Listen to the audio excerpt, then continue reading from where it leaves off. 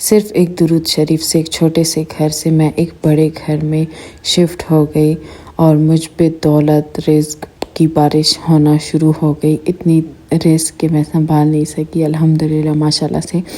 اور اس وظیفے کی برکت سے نا مجھے اپنا گھر مل گیا، بڑا گھر، جو مجھے میں نے سوچا بھی نہیں تھا. بس ایسے دل کرتا تھا کہ ہمارا بھی ایک اچھا بڑا گھر ہو تاکہ اس میں میرے بچے آرام سے آسانی سے کھیل سکے، بیٹھ سکے، کوئی مہمان آ سکے اور میں خود بھی اس میں اچھی طرح اس کو سیٹ کروں. تو آئیے چلتے ہیں ولاگ کی طرف. السلام علیکم، آئی ہوپ آپ سب ٹھیک ہوں گے. میں بھی بالکل ٹھیک ہوں. تو ہم چلتے ہیں اپنے ٹاپک کی طرف کہ درود شریف میں اتنی طاقت ہے کہ میں آپ کو بتا نہیں سکتی. اگر کوئی بڑے بڑے وظیفے نہیں کر سکتا اور کچھ لوگ ہوتے ہیں نا کہ ان سے وظیفے بہت مشکل سے ہوتے ہیں، یا کچھ ایسی بھی عورتیں ہوتی ہیں جن کے بچے ہوتے ہیں، جوائنٹ فیملی میں رہتے ہیں اور اسے ٹائم ہی نہیں ملتا وظیفے کرنے کا. تو انہیں میں بتاؤں گی کہ آپ اگر بڑے بڑے وظیفے نہیں کر سکتے تو آپ درود شریف زیادہ سے زیادہ پڑھا کریں. میری ایک ایسی سٹوری آپ سب کے لیے موٹیویشن بنے گی. میں نے فل ویڈیو آپ کے لیے بنائی ہے تاکہ آپ سب اس ویڈیو سے موٹیویٹ ہوں اور آپ جو ہے نا اللہ تعالیٰ پر فل یقین رکھیں. اور درود شریف پر جو میرا یقین ہے نا میں آپ کو بتا نہیں سکتی. الحمدللہ اللہ تعالیٰ نے اتنا کچھ دیا ہے کہ سوچ سے بھی بڑھ کر میں جو بھی سوچتی ہوں اللہ تعالیٰ اس کے کچھ ہی دنوں بعد نا مجھے عطا کر دیتا ہے، کیونکہ مجھے اللہ تعالیٰ پر فل یقین ہے. ہاں کبھی زندگی میں اس طرح بھی ضرور ہوا ہے کہ اللہ تعالیٰ سے گلے بھی کیے ہیں، شکوے بھی کیے ہیں اور ضد بھی بہت زیادہ کی ہے کہ نہیں اللہ تعالیٰ آپ نا میری دعا نہیں قبول کرتے.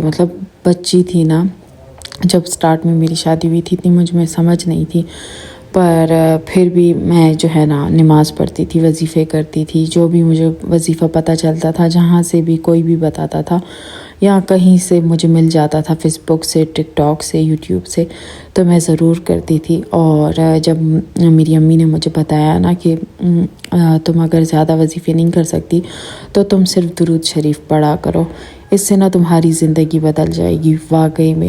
واقعی میں ماشاءاللہ سے میری زندگی بدلی. اور جب مجھے جو بھی ضرورت ہوئی، جس چیز کی بھی کوئی بھی مجھے حاجت پیش آئی، تو میں نے درود شریف کا کثرت سے پڑھنا سٹارٹ کر دیا، ذکر کرنا سٹارٹ کر دیا. الحمدللہ اللہ تعالیٰ نے درود شریف کی برکت سے میری ہر دعا قبول کی، میری ہر منت، میری ہر حاجت قبول کی. یہ نہیں کہ میں پیروں پر درگاہوں پر گئی اور وہاں پہ رونا دھونا کیا، نہیں، میں نے صرف اور صرف اللہ تعالیٰ پر یقین کیا، نہ کسی انسان پر یقین کیا، نہ کسی بھی چیز پر یقین کیا. میں نے صرف اور صرف اللہ تعالیٰ پر یقین کیا اور اللہ تعالیٰ نے میری دعائیں ضرور قبول کی اور کر بھی رہا ہے الحمدللہ ماشاءاللہ سے. میں سوچتی تھی نا کہ اللہ تعالیٰ میری دعا قبول نہیں کرتا. جب میں اللہ تعالیٰ سے ناراض ہو جاتی تھی، گلہ کرتی تھی، شکوہ کرتی تھی، پھر کہیں نہ کہیں میرے دل میں اس طرح خوف آ جاتا تھا کہ نہیں اللہ تعالیٰ مجھ سے ناراض ہو جائے گا.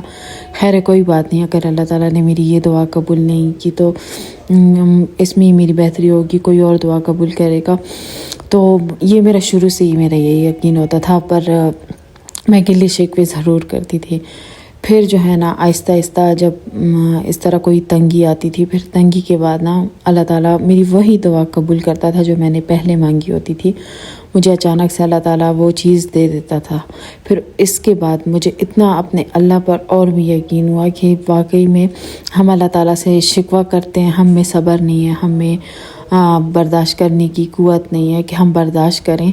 اور کیونکہ ہم انسان ہیں نا، انسان بڑا کمزور ہوتا ہے. اور میں تو شروع میں نا مجھ میں بالکل برداشت نہیں ہوتا تھا، میں روتی تھی. یہ نہیں کہ میں شور شرابہ کرتی تھی، پر میں روتی تھی اور اللہ تعالیٰ سے شکوہ کرتی تھی کہ اللہ تعالیٰ میری دعا قبول نہیں کرتا. پر اللہ تعالیٰ نے نا مجھے دکھایا ہے کہ تم پاگل ہو، مجھ پہ یقین کرو، میں تمہاری ہر دعا قبول کروں گا. الحمدللہ آج کا دن ہے، اور وہ دن ہے کہ اللہ تعالیٰ نے میری ایسی سنی کہ میں آپ کو بتا نہیں سکتی. میں آج آپ کو وہ گھر دکھاؤں گی جب ہم دبئی سے کوہاٹ آئے تھے. کوہاٹ میں ہم نے 1 سال گزارا، بہت مشکلوں میں گزارا، بہت زیادہ، کیونکہ دبئی میں ہمیں فیسلٹیز تھی، ہر ایک چیز تھی ہمارے پاس. پھر اچانک سے ایک ایسا واقعہ ہوا کہ ہماری زندگیاں چینج ہو گئی اور ہم پاکستان آ گئے. کوہاٹ میں نہ بجلی ہوتی تھی، نہ پانی، بہت زیادہ مشکل ہوتا تھا. پر پھر بھی میرے ہسبینڈ نے ہمارے لیے سہولت بنائی ہوئی تھی. ہمیں اس کے لیے نہیں چھوڑا تھا کہ ہم کوئی بھی پریشانی اٹھائیں۔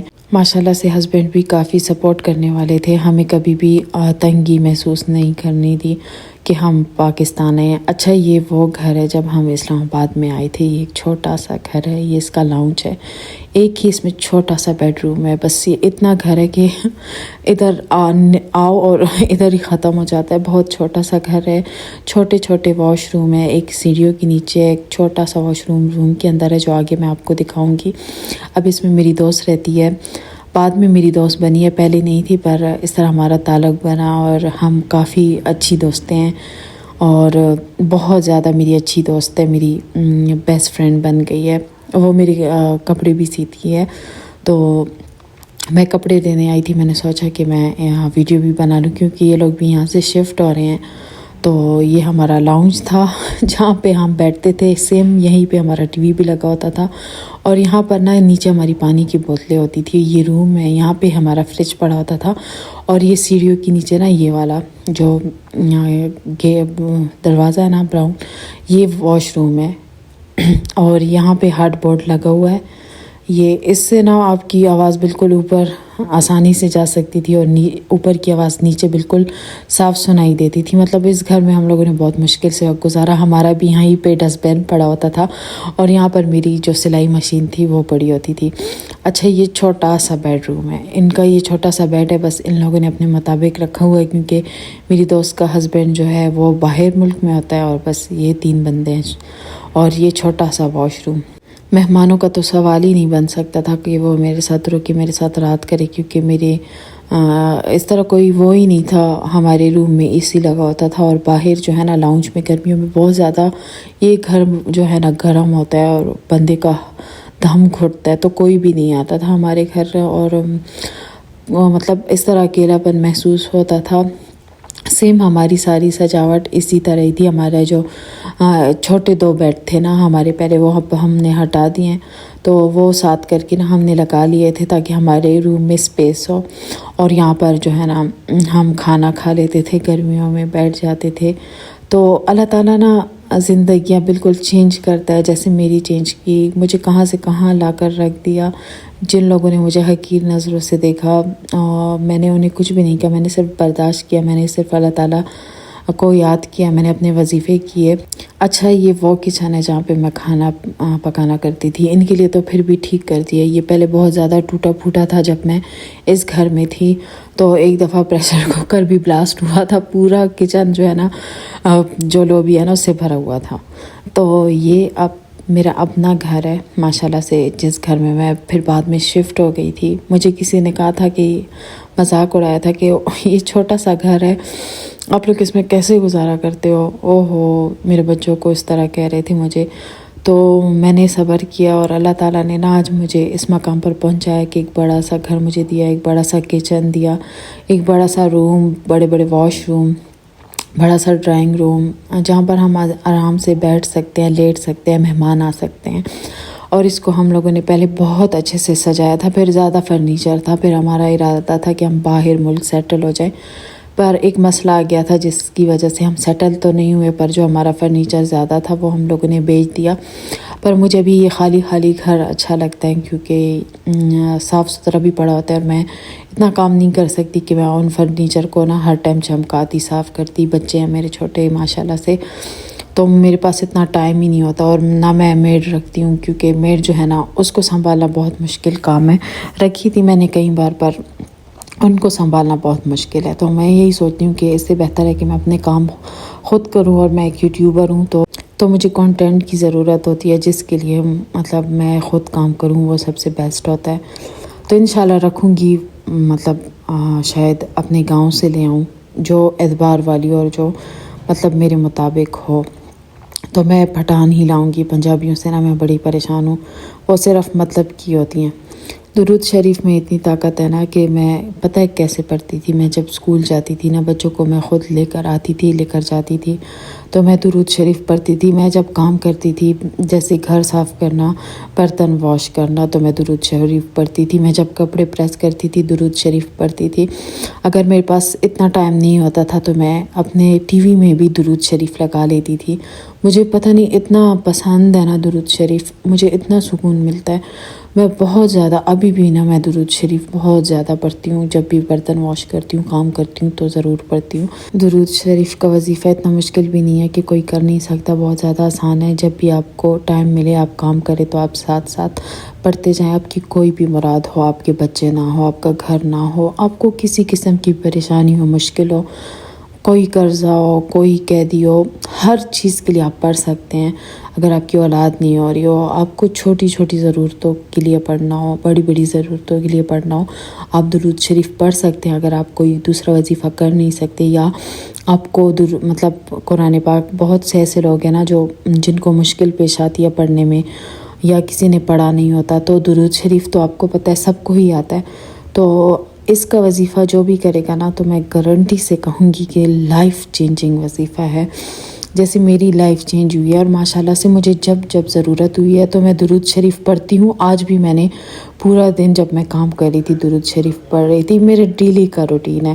اگر میری کوئی دعا ہو نہ ہو پر میں درود شریف ضرور پڑھتی ہوں.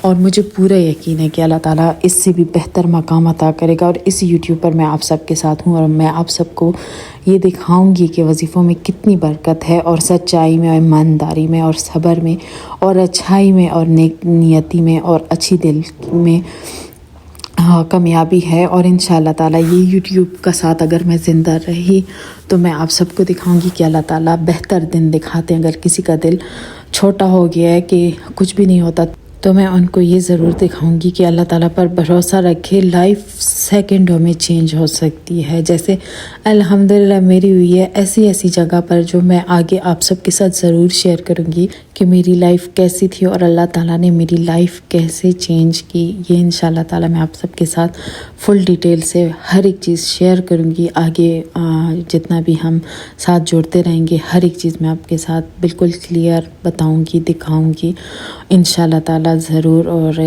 یہ میرا ایک اللہ تعالیٰ پہ پختہ یقین ہے. اگر میری ویڈیو آپ کو اچھی لگتی ہے تو میرے چینل کو سبسکرائب کیجیے گا، میری ویڈیوز کو لائک کیجیے گا، شیئر کیجیے گا، کمنٹ کیجیے گا. اللہ حافظ، بائے بائے.